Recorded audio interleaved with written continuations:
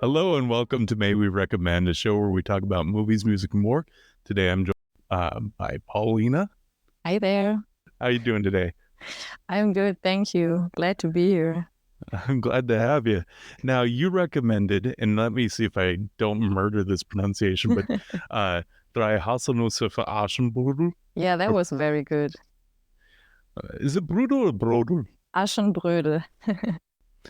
Yeah, and that's Three Wishes for Cinderella in English, but it's really three hazelnuts. Exactly. It makes sense in the context of the movie. Exactly. So you recommend this because it's a show you watch with your mother or watched with your mother at Christmas time? Yeah, I think that's kind of a Christmas tradition for a lot of children in Germany and I guess in Poland and for Czech people too. No, it's a Probably Czech especially movie, is it for not? I'm not even sure. I think it's Polish, Hmm. but yeah, I think in all of those countries it's a very traditional Christmas movie, and yeah, usually I think loved by girls because yeah, this princess theme, and It's yeah, very sweet. I'll say that right in the beginning here. I watched it with my family and my son and his girlfriend. We all came over. We ate a bunch of hazelnut flavored things and put on the show. It was pretty good. I gotta say, I had a good time watching it. We glad to did hear that.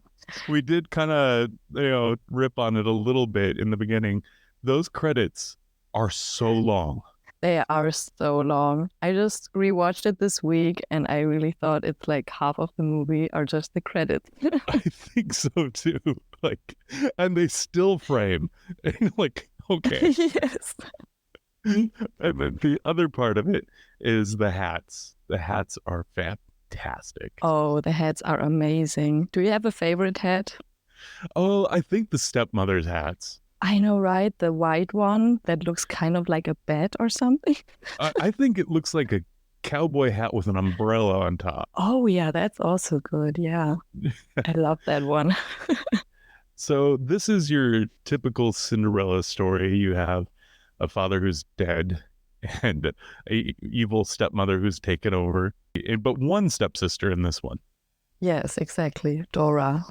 Dora. And then she asks one of their handyman servants, cooks. I don't know what he was. Yeah, I think he's just a servant. Okay. And she asks him for a present, whatever falls in his on his nose. Is that a saying in Germany? Um, yeah. Okay. So can you explain that a little bit? What exactly because I just watched it in German. So what Oh, yeah. so she's out washing the laundry in the stream and there's singing involved.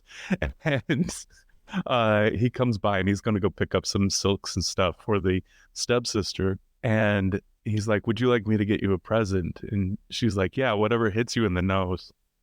Oh, I get it. Yeah, I think in German she says something like, whatever comes across your way would probably be a better translation, but I think they chose it like that because It's it very it literal. fits. It does fit. So, um, then yeah, so some hazelnuts hit him in the face. Literally, the prince is out hunting and he shoots some hazelnuts off, and they fall and hit him in the face. And he's like, "Oh, this is obviously a good present for her." Yeah, it's a weird prank and it's a weird present. It's bold, yeah. And she comes home and finds out that they have some magical properties, and from there, the rest of the show ensues because they deliver to her what she needs at the time in order to interact with the prince, right? Exactly. That's the magic element in the movie. Yeah. Now, I liked the special effect in the beginning, hazelnut, when it starts to crack open and you see just a little bit of a cloth sticking out. Yeah, that's cute. Yeah, I thought it was pretty cute too. So, will you tell me a little bit about your history with this film and then some of your favorite scenes? Okay, yeah, I mean, I really loved this film when I was, yeah, a little girl. So I think for me, when you asked me how a princess would look like, it would be definitely Aschenbrödel in the ball scene with the, you know, this beautiful dress and the veil. Hmm. My grandma even made like a dress for me for a carnival like this. Really? Did you So wear I the kind, veil? yeah, I even had a veil. Oh, that's fantastic.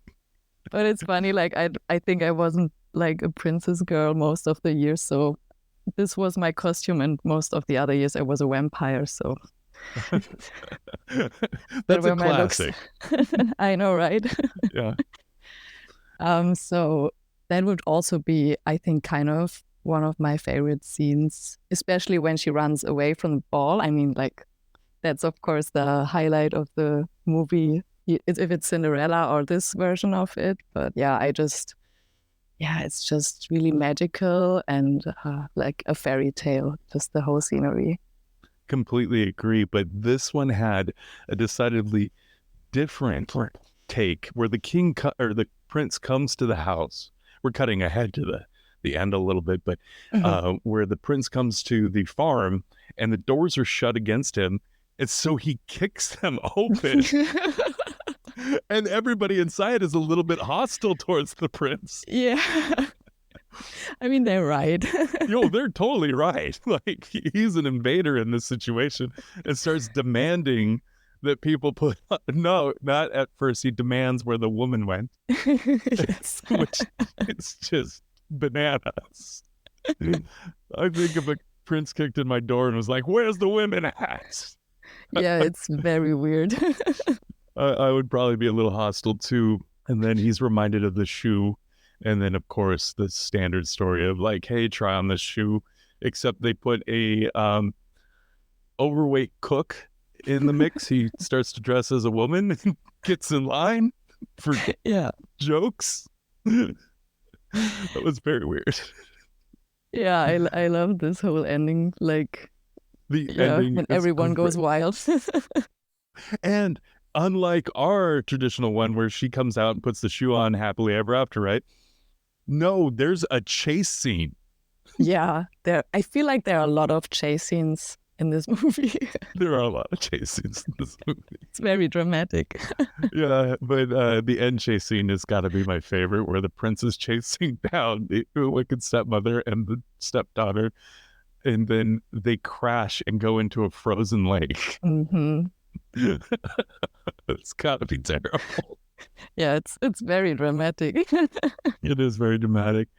Like my one of my other favorite scenes from it is when Cinderella's showing up to the ball, and Hmm. like the castle's in the background pretty far, and I was like, man, she's going to be really late. It's going to take her a while to get there. Next scene, she's there. I'm like, oh, well, I was wrong. Wasting no time. She can teleport with that horse. But yeah, the gowns and the just the costume of the whole show was great. Yeah, I totally agree. I mean, it's visually stunning, this film. So you would watch it for Christmas. Now, it doesn't have quite a decided Christmas element other than there's snow on the ground. So what makes this more of a Christmas film for you? I think it's, well, I watched it in the TV and it aired in around Christmas usually. So I think there is basically no other reason than yeah, it's very winter themed. So that was kind of the deal with them, is that it would just come on. It's a Christmas movie because it takes place in the winter. We kind of have that, I guess, with It's a Wonderful Life isn't decidedly Christmassy. It might be even more New Year'sy, but we Mm, watch it every year for Christmas. Yeah. yeah, just So, became a tradition. yeah. And it's always on TV. Exactly. I have to Yeah. check. Maybe I watch it this year again with my parents. Haven't done I, that for quite some years. I think you totally should. We're going to, no, you were unaware of this, but when we'd spoken off mic, that there was a sequel, or not a sequel, but a remake made. Yes, I watched this one You watched the remake. this week. Yes. How did you like it? Well, I haven't watched it yet. Oh, yeah. Okay. Well, I liked some parts of it and I Mhm. disliked some parts of it. So I think they have very nice scenes in it. I The think, trailer looked stunning. yeah, exactly. So very beautiful scenes in it. I just feel like at some points they made it too dramatic, and I think they took away a lot of this funny scenes like you just described, right? And I think that makes the older version a little bit more charming The because you old have to laugh a lot. Yeah, the older version is, you hit it right on the head, charming. It is like, it may not be the best, and it's from 1973. I couldn't get any box office information on it, but it looked like it costs a little bit of money to make. Mm. But it is charming as all get out. Like, it has a good atmosphere. The lead actors look like they're 12. That's a little weird. I know, right? They look really young. I was wondering the same, like, how old is she? Like, we're gonna say that she's at least 16, 17 to get married, right? I But she hope. looks really young. The prince, like, also looked young, but like, it was nice to see that in a film where they're portraying young people and they're actually young people. That's right. Like, in the remake, it looks like they're all in their late 20s. Yeah, that's true. It's more Yeah. of a Hollywood approach, I think. Absolutely. It's a studio approach to it. Now, is it Swiss, or who did the remake on that one? Oh, I haven't checked. I just think I think it's from Norway. Norway, really? Yeah. I don't know any Norwegian. Oh, that was the other thing in this film. So we watched it with subtitles on, and it was in its native Ah, all dialect. right. And so I'm listening, and I'm like, I don't understand them. I don't think this isn't German. Is this German? And I keep listening. I'm like, no, this is a very strange language. I have no idea what they're speaking. Fair enough. So would you say, and I know we're talking about the original here, but I am really curious because it looked so good in the trailer for the remake. But is it worth watching? Um, I think I think it's worth watching. I also totally get like if you're watching it, I don't know, with your children, Mm-hmm. I think they would like it. I know I'm also just nostalgic about the old version because I just watched it a lot as a child. Mm-hmm. But it's also very nice fairy tale movie. Oh yeah, it's very sweet. I think it put a lot of effort in animating those scenes with the hazelnuts more, like making them more magical. I feel like they had felt a bit like, I don't know, Sailor Moon. They are very like, some of the scenes, like when she gets her ball gown. So they start off with like, the hazelnuts cracking, and you get the first outfit out of it. By the time they get to the third, it's just throwing clothes off camera. Yeah, that's true. There is charm to that. The other thing is, the animals in this, the live animals are trained so well. This is really crazy. They have so many animals in this movie. They have the pet owl from her, which is Stole the show for me. yeah, right. That owl was awesome. Yeah, it's so cute. They have so many horses. I think half of the movie I think some horse is somewhere to be seen. There's Um, a pretty good amount of birds in this movie too, yes. that can sort different kinds of peas. Yeah, they're very handy. Oh, very true. Now, if you're going to have about a dozen birds in your kitchen, at least have them be able to help with the cooking, I suppose. Yes, yes. Seemed very unsanitary at that part. Doesn't sound like you want to have that in the kitchen, honestly. Yeah. Mm. I think the actors are really great. Like I think it's a really good movie. It has just yeah, just too slick. Just a different feeling to it than the Yeah. original. Yeah, I hate to keep going back to it, but I'm very, very curious because I'm like, is it going to be fun? Because like we did have just a good time. Like we maybe we're a little bit more raucous at it because like um my son's girlfriend's like, you guys sure talk a lot through movies. We're like, well, we're having a good time with it. Yeah, and I mean, I think everyone knows the story kind of. Mm-hmm. No big surprise in that movie. Well, this one totally has twists to it though. Like there's no godmother. It's just for whatever reason these hazelnuts are magical. That's true. There's nobody tells you the backstory of the hazelnuts, and I like that. It's not like Mm-hmm. you need an origin story on everything. It's like, nope, magic hazelnuts, and she gets 3 outfits. Yeah, that's true. Yeah.